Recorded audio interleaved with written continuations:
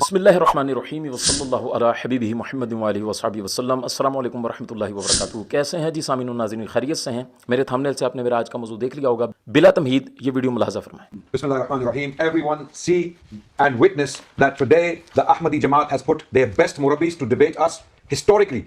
These are qualified, bona fide, owned murabbis of the Jamaat. They represent the Ahmadi Jamaat globally.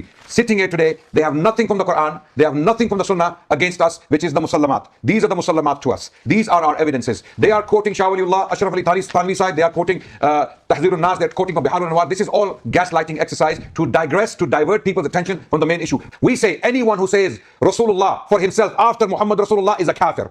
Anyone who believes in him is a kafir. This is a fatwa. You are misrepresenting every single buzurg, every single elder you quoted from. It's a challenge. You are misrepresenting every single one of those quotes deliberately, and you're throwing things at us deliberately to take attention away. I hope you're watching and listening. These people will disown you on the day of judgment. You will answer the questions on the day of judgment. Be very clear in your minds. These people are not owning any belief that is in the books. Any belief Mirza Ghulam Ahmad Qadiani put down in his books, they are not willing to own it. None of these people they are quoting, Ibn Arabi, Shah Waliullah, Ibn Taymiyyah, or Ashraf Ali Thanvi Sahib Rahmatullahi alayhim, all, may Allah have mercy on all of them. Every single one of their quote is a misquote or misrepresentation. It's either a misquote or it's a misrepresentation of the quote. Okay, and they want us to go down the route of defending all of them one by one so that they can run away from the debate, so that they don't have to answer questions about their own beliefs. We say any one of them who believes that they are Muhammad Rasulullah, they are kuffar. They are disbelievers. If any one of them said, I am Rasulullah after Muhammad Rasulullah, he's a kafir. Anyone who believes in him is a kafir. Anyone who teaches this is a kafir. Okay? Open, clear fatwa. What more do you need from us? جی جناب، جیسا کہ آپ نے video دیکھ لی، حال ہی میں London میں ایک مناظرہ ہوا قادیانیوں کے خلاف، اور مناظرین کے بقول وہ اسلام کو ریپرزینٹ کر رہے تھے اور قادیانیوں کے خلاف یہ مناظرہ کر رہے تھے۔ اور اگر آپ تھوڑا سا ماضی میں چلے جائیں نا تو اللہ تبارک و تعالیٰ کے وجود کے اوپر بھی ایک مناظرہ جو ہے وہ ہو چکا ہے، لیکن بڑے افسوس کے ساتھ یہ کہنا پڑتا ہے، میں نے اس وقت بھی یہ بات کی تھی اور میں ابھی بھی یہی بات کرنے کے لیے آیا ہوں کہ جب مناظرہ کیا جاتا ہے اس وقت تو ہم اسلام کا نام لیتے ہیں کہ ہم اسلام کو ریپرزینٹ کر رہے ہیں قادیانیوں کے مقابلے میں، ملحدین کے مقابلے میں، کسی بد عقیدہ کے مقابلے میں یا کسی کافر کے مقابلے میں۔ لیکن جیسے ہی مناظرہ ہو جاتا ہے تو اس کے بعد جو ہے مختلف فرقے والے جو ہیں وہ اپنے فرقے کے ساتھ اس کو جوڑتے ہیں اور کہتے ہیں واہ جی واہ، یہ تو ہمارے فرقے کے بندے تھے، اپنے فرقے کو پروموٹ کیا جاتا ہے، اس کی تعریفیں کی جاتی ہیں۔ جیسا کہ آپ دیکھ لیں کہ جب اللہ تبارک و تعالیٰ کے وجود کے اوپر مناظرہ ہوا تو اس وقت بھی دعویٰ یہ کیا گیا کہ ہم اسلام کا مقدمہ لڑ رہے ہیں، لیکن جیسے ہی وہ مناظرہ ختم ہوا تو فرقہ دیوبند نے کیا کیا، اس مناظرے کو اٹھا کے اپنے ساتھ جوڑ لیا کہ یہ جو بندہ تھا یہ جناب علماء دیوبند سے پڑا ہوا تھا، یا یہ دیوبندی تھا، یہ فرقہ دیوبندیہ سے اس کا تعلق تھا۔ اور ابھی جو مناظرہ ہوا اس میں بھی مناظرین کا جو دعویٰ تھا وہ یہی دعویٰ تھا کہ ہم اسلام کو ریپرزینٹ کر رہے ہیں، ہم اسلام کا مقدمہ لڑ رہے ہیں۔ لیکن بڑے افسوس کے ساتھ یہ بات کرنی پڑتی ہے کہ جیسے ہی مناظرہ ختم ہوا فرقہ دیوبند والوں نے پھر اٹھا کے اس کو اپنے ساتھ جوڑ لیا۔ بے شک ان کا تعلق فرقہ دیوبندیہ سے ہے، لیکن میرا مقصد کہنے کا یہ ہے کہ جب آپ مناظرہ کر رہے تھے اس وقت آپ کیا تھے؟ اس وقت آپ اسلام کا مقدمہ لڑ رہے تھے، جیسا کہ آپ بالکل واضح طور پہ دیکھ سکتے ہیں کہ اس مناظرے کے اندر جیسا ہی قادیانیوں نے ایک ثبوت کے طور پہ اپنا دفاع کرتے ہوئے دیوبندیوں کے اکابرین کی کچھ کفریہ عبارات جو ہیں وہ سامنے والے مناظر کے سامنے رکھیں تو انہوں نے اسلام کو ریپرزینٹ کرتے ہوئے فوراً اسے اعلان لا تعلقی کر دیا، جیسا کہ آپ نے ویڈیو میں دیکھا۔ انہوں نے واضح طور پہ کہا کہ بھئی ہمارا اس سے کوئی تعلق نہیں ہے، یہ ہمارے مسلمات بھی نہیں ہیں، ہم اس کا دفاع بھی نہیں کرتے، ہم اس کو آن بھی نہیں کرتے۔ لیکن سوال یہ پیدا ہوتا ہے کہ جیسے ہی مناظرے کے کمرے سے باہر نکلتے ہیں تو یہ ساری چیزیں پھر سے آن کیسے ہو جاتی ہیں؟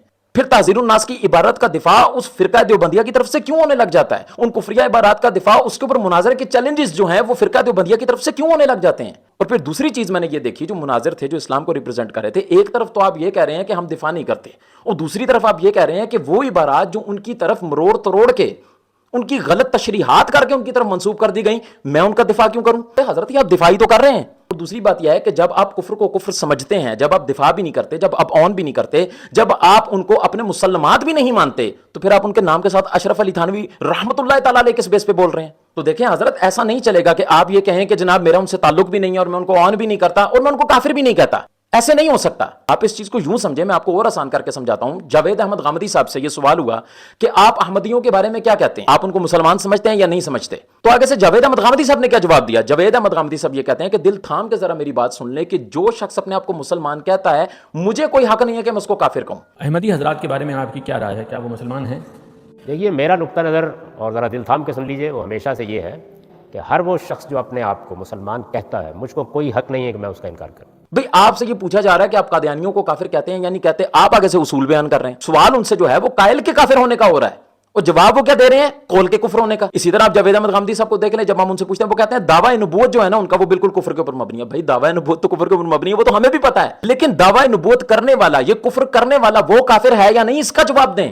जैसा देखें मैं आपके सामने और आसान करता हूं, उसने आपके सामने ये चीज रखी कि आप चिश्ती रसूलुल्लाह थानवी रसूलुल्लाह के बारे में क्या कहते हैं। आप मेरे से अगर कोई पूछते आके आप चिश्ती रसूलुल्लाह के बारे में क्या कहते हैं, तो मैं कहूंगा बिल्कुल कलमा कुफर है, पढ़ने वाला दायरा इस्लाम से खारिज हो जाएगा। लेकिन जैसे ही सामने वाला ये कहेगा यार ये तो आपके बुजुर्गों की किताबों में लिखा हुआ और आपके बुजुर्गों ने ये कलमे पढ़वाए हैं, तो मैं कहूंगा ये आपका दावा है, मुद्दई आप हैं। ख्वाजा मोइनुद्दीन चिश्ती अजमेरी रहमतुल्लाह ताला अलैह ने अपने मुरीद को ये कलमा पढ़वाया था, आप इसके ऊपर शरई सबूत ले आए और फिर सिर्फ शरई सबूत ना लेकर आए, फिर आप ख्वाजा साहब के ऊपर एक मुसलमान होने के नाते हुक्म कुफ्र भी लगाएं। और अगर ये कायल से साबित कर दें, चूंकि दावा उनका है, हमारा तो दावा ही नहीं है कि हमारे ख्वाजा साहब ने पढ़ाया है, भी दावा तो तुम्हारा है ना कि उन्होंने पढ़ाया, तो हुक्म कुफ्र भी तुमने लगाना है, शरई सबूत भी तुमने देने हैं। तुम शरई सबूत ले आओ, तुम साबित कर दो कि सही सनद के साथ ख्वाजा साहब ने यह कलमा अपने मुरीद को पढ़ाया है और तुम उसके ऊपर हुक्म कुफ्र लगाओ। अगर वो शरीयत के ऐन मुताबिक हुक्म कुफ्र हुआ, हम उसको ऑन करेंगे, इसमें कोई टेंशन वाली बात है। चिश्ती रसूलुल्लाह चूंकि मेरा मौजू नहीं है और इस मौजू के ऊपर अल्हम्दुलिल्लाह मैं पहले से तफसीली गुफ्तगू कर चुका हूं, ये थंबनेल मेरा चल रहा है, अगर कोई इसके ऊपर तसल्ली बख्श जवाब लेना चाहे तो सारे एतराज़ात के जवाब अल्हम्दुलिल्लाह मैंने इसके अंदर बयान किए हैं। लेकिन इस वक्त जो मेरा मौजू है, इस वक्त जो मैं समझाना ये चाह रहा हूं, जब आपके सामने तहज़ीरुन नास की इबारत रखी गई तो आपको ये चाहिए था कि आप उस वक्त ये बात तस्लीम करते कि ये इबारत भी कुफरिया है और इसका कायल भी काफिर है। तो आपने उसूल तो बयान कर दिया, लेकिन जब इंप्लीमेंटेशन की बात आई तो आपने कादियानियों के ऊपर तो उसको अप्लाई किया, बिल्कुल अप्लाई होता भी है, लेकिन ये तसव्वुर जिसने पेश किया, तहज़ीरुन नास की इबारत लिखने वाले उस कासिम नानूतवी को आपने काफिर क्यों ना कहा? तो अगर आप अशरफ अली थानवी को रहमतुल्लाह ताला अलैह कहते हैं तो फिर आगे उनकी कुफरिया इबारत का दिफा करें, क्योंकि बकौल आपके वो गलत तशरीयात करके लोगों ने उनकी तरफ मंसूब किया। तो ठीक है, सही तशरीयात आप कर दें, और फिर अगर आप दिफा करने के लिए आते हैं तो फिर एज ए मुस्लिम आपका यह दावा कहां जाएगा कि हम जनाब इनको ना ऑन करते हैं, ना हम इनका दिफा करते हैं, ना ये हमारे मुसलमात में से। तो वाज़े तौर पे यह चीज साबित होती है कि जो मुकदमा आपने एज ए मुसलमान लड़ा और इस्लाम को रिप्रेजेंट करते हुए लड़ा, जिन अकायद को आपने रिप्रेजेंट किया, अल्हम्दुलिल्लाह वही सुन्नी हनफी बरेलवियों के अकायद हैं कि जो 14 सदियों से चलते आ रहे हैं। तो अब आप मुझे यह बताएं, मैं फैसला आपके ऊपर छोड़ता हूं कि अगर कोई शख्स कादियानियों को काफिर नहीं कहता तो आप उसको क्या कहेंगे? अंडरस्टूड है, काफिर कहेंगे। तो जो कादियानियों के कुफ्र में शक करे तो वो दायरा इस्लाम से खारिज है। तो जो फिरका देवबंद के अकाबरीन की कुफरिया इबारात के कुफ्र होने में शक करे वो दायरा इस्लाम से खारिज कैसे नहीं है? वो रहमतुल्लाह अलैह कैसे हो जाते हैं? तो बड़ी माजरत के साथ विकेट के दोनों तरफ ना खेलें, काफिर को काफिर कहना पड़ेगा आपको। तो भाई शख्सियत की वजह से शरीयत का उसूल तो नहीं बदला जाएगा, शरीयत के मुताबिक बात की जाएगी, आपकी तबीयत के मुताबिक बात नहीं की जाएगी। तो जनाब गलत को गलत कहना पड़ेगा और गलत को गलत ना कहने वालों को भी गलत कहना पड़ेगा। अगर आप गलत को गलत नहीं कहते और गलत को गलत ना कहने वाले को या गलत को ठीक कहने वाले को आप अगर ठीक कहते हैं तो भाई यही तो सुलह कुलियत है। और सुलह कुली नबी का नहीं सुन्नी हो, सुन्नी मुस्लिम है सच्चा नबी के लिए। अल्लाह पाक अमल करने की तौफीक अता फरमाए। अस्सलामु अलैकुम व रहमतुल्लाहि व बरकातहू।